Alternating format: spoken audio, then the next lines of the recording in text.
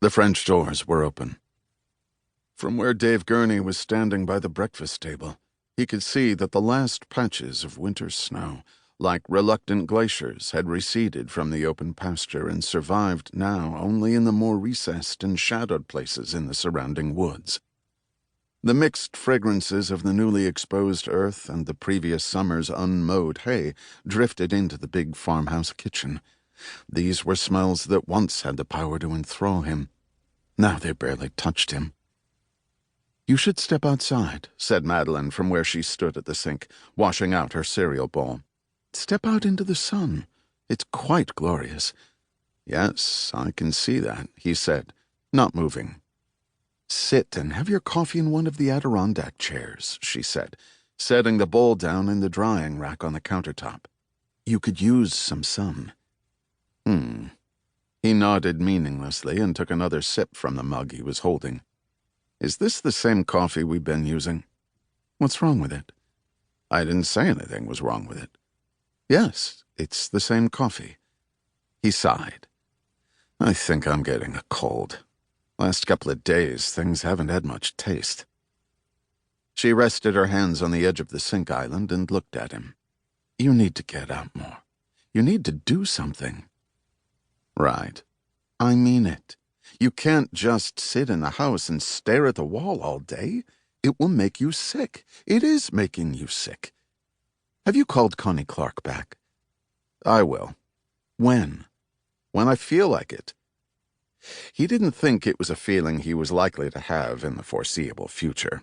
That's just the way he was these days, the way he'd been for the past 6 months. It was as though, after the injuries he'd suffered at the end of the bizarre Gillian Perry murder case, he had withdrawn from everything connected with normal life. Daily tasks, planning, people, phone calls, commitments of any kind. He'd gotten to the point where he liked nothing better than a blank calendar page for the coming month. No appointments, no promises. He'd come to equate withdrawal with freedom. At the same time, he had the objectivity to know that what was happening to him wasn't good, that there was no peace in his freedom. He felt hostile, not serene. To some extent, he understood the strange entropy that was unwinding the fabric of his life and isolating him.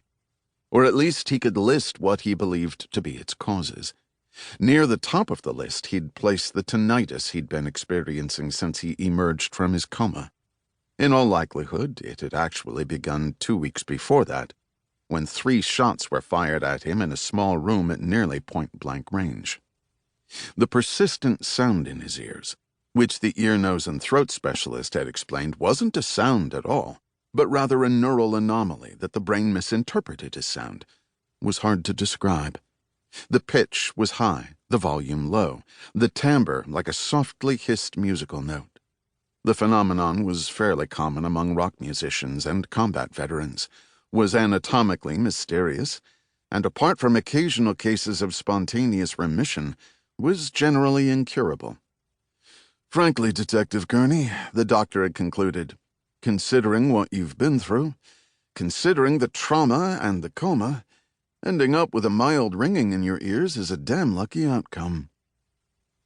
It wasn't a conclusion Dave could argue with, but it hadn't made it any easier for him to adjust to the faint whine that enveloped him when all else was silent. It was a particular problem at night. What in daylight might resemble the harmless whistling of a tea kettle in a distant room became, in the darkness, a sinister presence, a cold, metallic atmosphere that encased him.